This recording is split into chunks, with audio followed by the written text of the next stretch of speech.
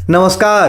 कहानी कलश में आपका हार्दिक अभिनंदन है और आज मैं साहित्य अकादमी पुरस्कार से सम्मानित कृति रेहन पर रघु का अगला भाग लेकर उपस्थित हुआ हूं। तो आइए सुनिए। और इससे पहले मैं आपको अगला भाग सुनाऊं तो उनके बारे में जो अखिलेश जी ने कहा है उनके कुछ एक पैराग्राफ में पढ़कर सुना देता हूं कि उनके बारे में क्या कहा है। कह रहे रेहन पर रघु प्रख्यात कथाकार काशीनाथ सिंह की रचना यात्रा का नव्य शिखर है। भूमंडलीकरण के परिणाम स्वरूप संवेदना, संबंध और सामूहिकता की दुनिया में जो निर्मम ध्वंस हुआ है, तब्दीलियों का जो तूफान निर्मित हुआ है, उसका प्रामाणिक और गहन अंकन है रेहन पर रघु।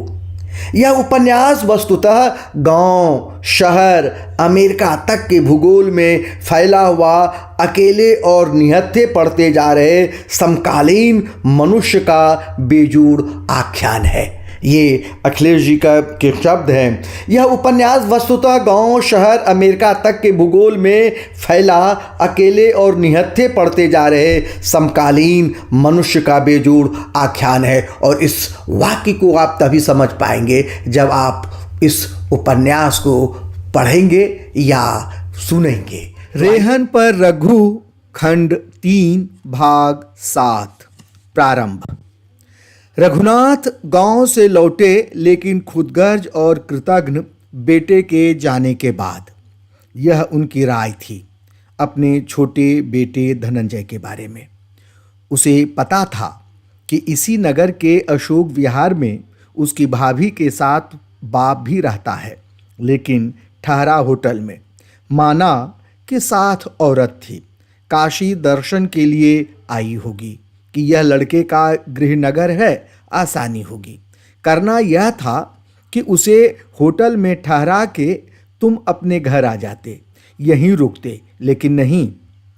रघुनाथ नाराज हुए, उन्हें दुख भी हुआ। ये बातें वे बहू से नहीं कह सकते थे। दूसरी बात थी बाप का ईगो। देखना चाहते थे कि जो बेटा दिल्ली से बनारस आ सकता है वह बाप से भेंट करने के लिए बनारस से 1.5-2 घंटे दूर पहाड़पुर आ सकता है या नहीं। शिकायतें तो उन्हें अपने बड़े बेटे संजय से भी थीं, लेकिन परदेश की दूरी और उसके अकेले पड़ जाने की कल्पना ने उनकी कठोरता को कम कर रखा था। वह ऐसे देश में था जहां माँ नहीं, पिता नहीं, पत्नी नहीं। उसकी क्या हालत होगी।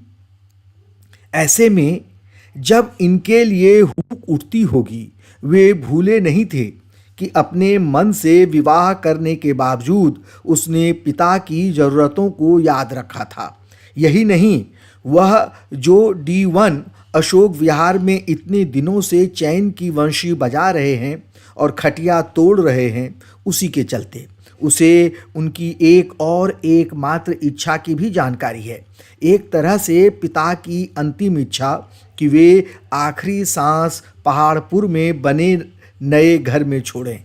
उन्होंने गांव के पीसीओ से शुरू में 2-4 बार फ़ोन करके याद भी दिलाया कि कुछ भेजो, जितना बन पड़े उतना ही सही, कम से कम ढांचा तो अपने रहते खड़ा कर दें। उसने भी आरंभ में उत्साह दिखाया, लेकिन आखिरी बार झल्ला कर कहा गया कि रुपये क्यों बर्बाद करने पर तुले हैं। उसके सदुपयोग के बारे में सोचिए। उसके बाद से ही रघुनाथ रूठ गए। न उन्होंने फिर फ़ोन किया, न उसने बात की। सोनल ज़रूर बातें करती हैं, कंप्यूटर के आगे बैठकर, कान में ईयरफोन लगाकर, महीने में कभी 1 बार, कभी 2 बार। रघुनाथ से भी कहती हैं कि पापा आ जाएं, आप भी बतिया लें। लेकिन जब संजय ही नहीं कहता तो सोनल के कहने और चाहने से क्या। इस तरह उनका रूठा रहना जारी है। वही बाप का ईगो इतना ज़रूर है कि जब कभी संजय का फ़ोन आता है, जो कम ही आता है, वे बुलाए जाने का इंतज़ार करते हैं, जिसकी नौबत कभी नहीं आई। संजय एक बार बोल गया था झटके में, तब उसका भाई भी उसके साथ था। वह रांची में पढ़ रहा था उन दिनों। रघुनाथ मास्टर जी आदमी है, किसी प्रसंग में कृतज्ञता का मतलब समझा रहे थे उन्हें कि कोई तुम्हारे लिए जरा सा भी कुछ करता है तो उसे भूलो मत, याद रखो और अवसर मिले तो उसके लिए जो कुछ कर सकते हो करो। इसी जन्म में उरीन हो जाओ, इससे बड़ा सुख दूसरा नहीं। जब रघुनाथ चुप हो गए तो संजय बोला था, पापा इसका तो मतलब हुआ कि तुम जहां हो वहीं खड़े रह जाओ, बार बार पलट कर देखोगे तो आगे कब बढ़ोगे। आप कृतज्ञ होने के लिए कह रहे हैं कि पैरों में बेड़ी पहनने के लिए। यह बात आई गई हो गई, लेकिन रघुनाथ के दिमाग से गई नहीं। रघुनाथ भी चाहते थे कि बेटे आगे बढ़ें। वे खेत और मकान नहीं हैं कि अपनी जगह ही न छोड़ें, लेकिन यह भी चाहते थे कि ऐसा भी मौका आए जब सब एक साथ हों, एक जगह हों, आपस में हंसें, गाएं, लड़ें, झगड़ें, हा हा हू हू करें, खाएं पिएं, घर का सन्नाटा टूटे। मगर मगर कई साल हो रहे हैं और कोई कहीं है कोई कहीं, और बेटे आगे बढ़ते हुए इतने आगे चले गए कि वहाँ से पीछे देखें भी तो न बाप नजर आएगा न माँ। कभी कभी उन्हें लगता कि वे बापट की तरह बेऔलाद होते तो कहीं ज़्यादा अच्छा होता। वे भी उनकी तरह दारू छान कर गाते हुए मस्त रहते। गांव से लौटने के बाद उन्होंने बहू से धनंजय के बारे में कुछ नहीं पूछा। बहू खुद ही उदास और बीमार लग रही थी। यह सोचकर कि औरतों को बहुत सी ऐसी बीमारियां होती हैं जिनके बारे में न पूछना ही ठीक, चुप लगा गए। उनके बीच बातें होती थीं रात को खाने की मेज पर। रघुनाथ गांव की स्मृतियों में जीते रहते थे। वे वहीं की बातें करते थे, बहू विश्वविद्यालय की, अपने विभाग की, लड़के लड़कियों की, प्रशासन की। उसको अनमयस्क देखकर रघुनाथ ने ही शुरू किया पहाड़पुर में होने वाले ग्राम सभा चुनाव को लेकर। समझो ऐसे वक्त पर गया था जब गहमा गहमी थी चुनाव की। पहाड़पुर की ग्राम सभा है आरक्षित कोटे की, लड़ते हैं दलित जबकि निर्णायक होते हैं ठाकुर वोट, जिनकी संख्या है 60। ये 60 वोट जिसे चाहें उसे सभापति या प्रधान बना दें। खड़े हैं सोमारू राम और मगरू राम। मैं जिस दिन पहुंचा उसी दिन शाम को ठाकरों की बटोर थी बब्बन काका के यहाँ। तय हुआ कि यही मौका है जब वे पकड़ में आए हैं और यही मौका है बदला लेने का। जितना ऐंठना हो ऐंठ लो, वरना फिर हाथ नहीं आने वाले। विचार हुआ कि दुनिया और देश 21वीं सदी में चला गया है और पहाड़पुर में मंदिर की नहीं, जल चढ़ाने के लिए बस महादेव की पिंडी है। मंदिर बनवाने के लिए मतदान से पहले ही उनसे पैसे ले लिए जाएं। कहा जाए कि जो 1 लाख देगा वोट उसी को दिए जाएंगे। अगर इसके लिए दोनों ही तैयार हों तब। किसी ने बीच में टोका। इस पर 2 मत सामने आए। एक ग्रुप का कहना था कि ऐसी हालत में बोली बढ़ाती जाइए, 1 का 1.5, 1.5 का 2, ऐसे जो अधिकतम दे वोट उसे दिए जाएं। दूसरे ग्रुप का कहना था कि नहीं, यह मोल भाव है, नीलामी जैसी चीज है, अपनी जबान से पलटना है, हमारी प्रतिष्ठा और मर्यादा के अनुकूल नहीं है। दोनों से ही 1-1 लाख ले लिए जाए और वोट आधे आधे बांट दें, 30 एक को 30 दूसरे को। बताया दोनों को न जाए, वे मान कर चलें कि 60 हम ही को जा रहे हैं। नई पीढ़ी इन दोनों से असहमत थी। उनका कहना था कि आप लोग अपने मंदिर और महादेव को लेकर चाटिए, हमें हमारी दारू और मुर्गा चाहिए। रघुनाथ को यह सब सुनाते हुए मजा आ रहा था, लेकिन वे देख रहे थे कि सोनल न तो सुन रही है न रस ले रही है, उसका मन कहीं और है। खाना खा चुकने के बाद जब वे हाथ धोकर आए तो देखा कि सोनल अपने बिस्तर पर औंधे मुंह पड़ी है और सुबक रही है। रघुनाथ उसके कमरे में खड़े होकर कुछ देर समझने की कोशिश करते रहे। बेटा सोनल, क्या बात है? सोनल फपक पड़ी। बेटा बोल तो सही, बात क्या है? रघुनाथ ने खुद को संभालते हुए पूछा। संजय ने दूसरी शादी कर ली पापा।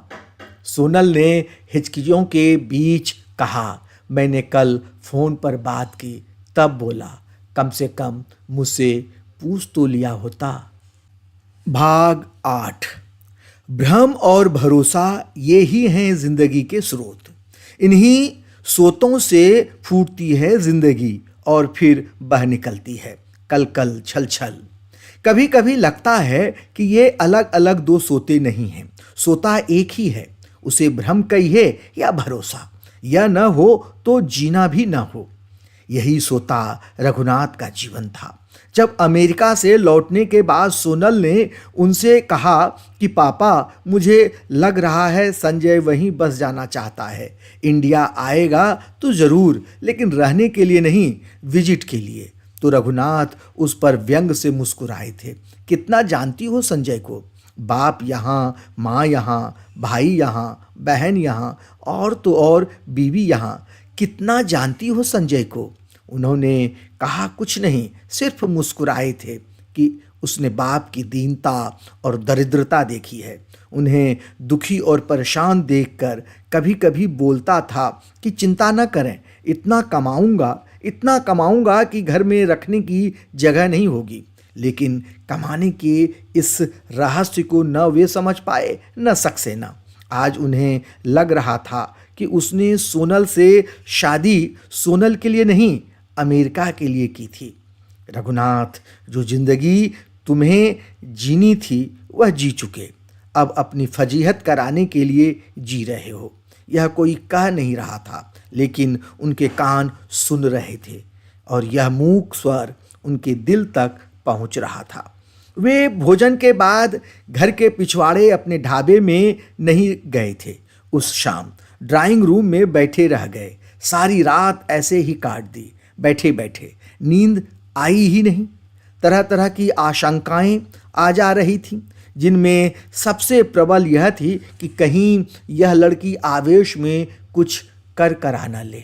यह कहने की जरूरत नहीं और इसमें भी दो राय नहीं कि इस समाचार से उन्हें एक तरह का खल सुख मिला था कि उससे विवाह करने के पहले तुमने मुझसे पूछा था।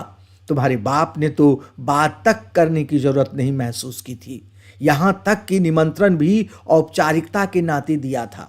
अब भुगतो, जो किया है उसी का दंड मिला है। यह अब रो क्यों रही हो? मैं या दूसरा कोई क्या करेगा इसमें? लेकिन यह खल सुख थोड़ी देर के लिए था। ऐसा सोचना उसके प्रति निष्ठुरता और अमानवीयता होती।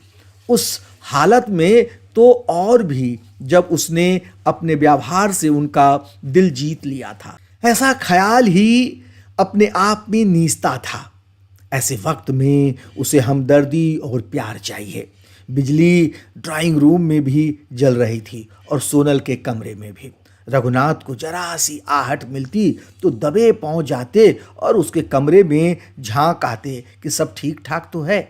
रात के 1:30-2 के करीब सोनल हंसते हुए ड्राइंग रूम में आई। पापा, आत्महत्या नहीं करूंगी, निश्चिंत रहिए, जाइए सो जाइए, मम्मी के कमरे में या अपने ढाबे में। रघुनाथ शर्मा गए। मैं इस डर से थोड़े बैठा हूँ भाई, मुझे नींद ही नहीं आ रही है। सोनल का ध्यान ड्राइंग रूम में टंगे उस बड़े फोटो पर गया जो उसके विवाह का था, शायद रिसेप्शन के समय का।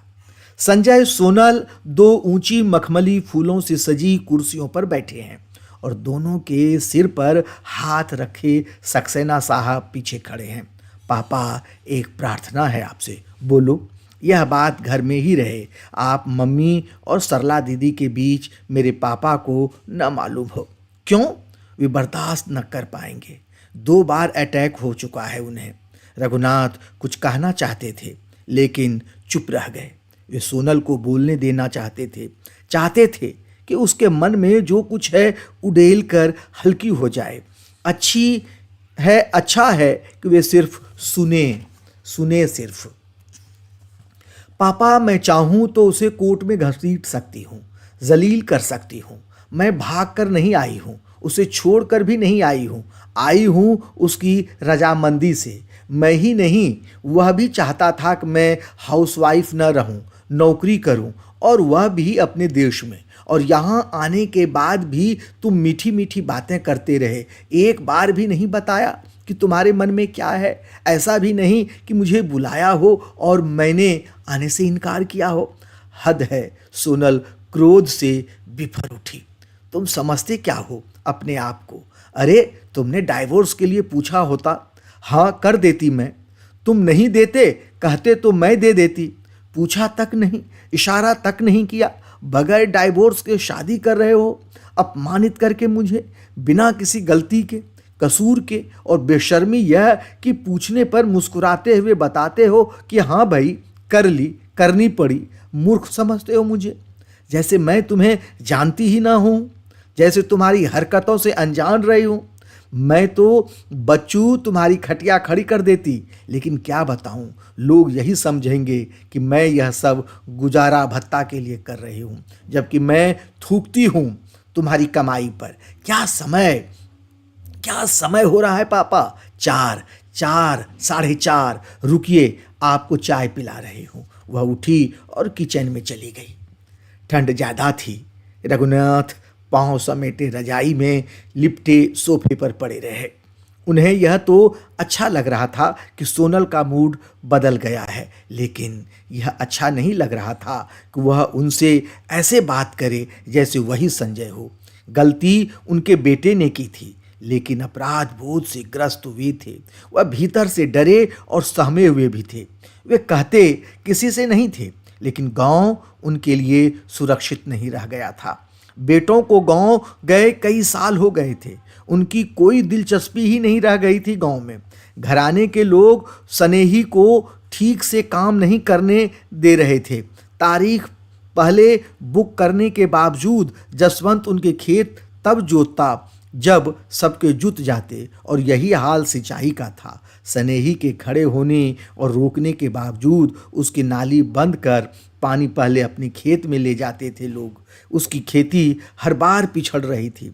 बाहरी आदमी लोगों से झगड़ा मोल लेकर एक दिन भी टिकना मुश्किल था। रघुनाथ खुद कहते थे, हर बार गम खा जाओ, सह लो, मगर झंझट न करना। दयादों की नज़र उनके खेतों पर आ रही थी। यह बात उनसे छिपी नहीं रही। गांव जाने पर उनका सम्मान सभी करते थे, लेकिन यह सम्मान उन्हें काफ़ी रहस्यपूर्ण लगता था। नरेश ने अपने घर के आगे उनकी ज़मीन में खूंटा गाड़कर भैंस बांधना फिर शुरू कर दिया था। रघुनाथ देखकर भी अनदेखा करके चल देते थे। कौन रोज रोज किचकिच करे। इस बार तो स्नेही ने जो सूचना दी उससे वे और भी हदस गए। एक दिन उनके गांव जाने के दिन 3 दिन पहले की बात है यह। मोटरसाइकिल से 2 लड़के आए थे उनके दरवाजे, पैंट शर्ट में। वे उतरे और बरामदे में पड़ी खटिया पर लेट गए। स्नेही को बुलाया, पूछा कि मास्टर रघुनाथ का यही घर है।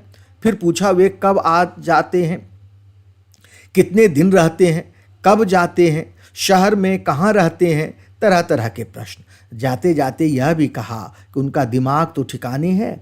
स्नेही ने बताया कि वे अच्छे लड़के नहीं थे, कोई भरोसा नहीं ऐसे लड़कों का। जब दिन दहाड़े यहाँ आ जाते हैं तो शहर बनारस कितनी दूर है। इससे पहले उन्हें कभी देखा नहीं था। जो चुप था और लेटा था, उसकी शर्ट के नीचे पिस्तौल या रिवॉल्वर जैसी चीज़ थी। स्नेही की रिपोर्ट का असर यह हुआ, उन्होंने झुटपुटा होते ही घर से बाहर निकलना बंद कर दिया था। वे कारण समझने की कोशिश करते रहे थे, लेकिन नहीं समझ सके। शीला की तरह रघुनाथ का भी अजब हाल था। वे यहाँ रहते तो गांव के लिए चिंतित रहते, वहीं की बातें करते और लौटने का बहाना ढूंढते रहते। लेकिन अब की जैसे संकेत मिले थे, उससे वहाँ के बारे में सोचने से भी डरने लगे थे। अब की आते वक्त ही उन्होंने तय कर लिया था कि बहुत ज़रूरी हुआ तो बात दूसरी है, वरना अपने अशोक विहार का ढाबा ही बहुत है, वह बना रहे, वहीं उन्हें और कुछ नहीं चाहिए। मगर यहाँ संजय ने उनके लिए एक दूसरी ही समस्या खड़ी कर दी थी। अब वे पूरी तरह से सोनल की मर्जी पर थे। या चाहे तो रहने दे, चाहे तो निकाल बाहर करे। भाई, आप तभी तक मेरे ससुर थे जब तक आपका बेटा मेरा पति था। जब वह पति नहीं तो आप ससुर कैसे? किस बात के? यह कोई सराय या धर्मशाला है कि पड़े पड़े रोटी तोड़ रहे हैं मुफ्त की? चलिए यहाँ से, अपना रास्ता नापिए। उन्हें भलमनसाहत यही लग रही थी कि वह कुछ कहे इसके पहले वही कहें कि बेटी बहुत हो गया, अब आज्ञा दो। यह वह समझते थे कि यह कहने का लाभ उन्हीं को मिलेगा। हो सकता है कि वह पिघल जाए और मना कर दे। सोनल चाय लेकर आ गई। 2 बड़े मग, एक मग उनके आगे रखते हुए बोली, पापा, आपने ऐसा बेटा क्यों पैदा किया जो वह नहीं देखता जो उसके पास है, हमेशा उधर ही देखता है जो दूसरे के पास है। लार टपकाते हुए, पता है उसने आरती गुज्जर से क्यों शादी की? रघुनाथ ने चाय सुड़की। वे किसी और सोच में डूबे थे। इसलिए कि वह इकलौती संतान है करोड़पति NRI व्यवसायी की, एक्सपोर्ट इंपोर्ट कंपनी आरती इंटरप्राइजेज के मालिक की। बेटा, हम यह सब नहीं सुनना चाहते। हम सिर्फ इतना चाहते हैं, अपने पापा को बुला लो और अब मेरी छुट्टी करो। क्या क्या कहा आपने? जरा मेरी भी तो सुनो, जरा फिर से तो सुनो। सोनल की आवाज़ सहसा ऊंची हो गई। रघुनाथ बिना उसकी ओर देखे चाय सुड़कते रहे। सोनल ने उनके हाथ से मग छीन लिया। जी नहीं, कान पकड़िए और कहिए कि ऐसी बात फिर कभी नहीं करूँगा। रघुनाथ ने कातर और निरीह आंखों से उसे देखा। वह रोती हुई रघुनाथ की गोद में लुढ़क गई। पापा, संजय ने छोड़ दिया। कोई बात नहीं, आप तो मुझे न छोड़िए। भाग 8 समाप्त। यह भाग कैसा लगा? अच्छा लगा हो तो लाइक और सब्सक्राइब जरूर कर लीजिएगा। तब तक के लिए आज्ञा चाहता हूँ। मिलते हैं जल्द ही अगले भाग में। धन्यवाद।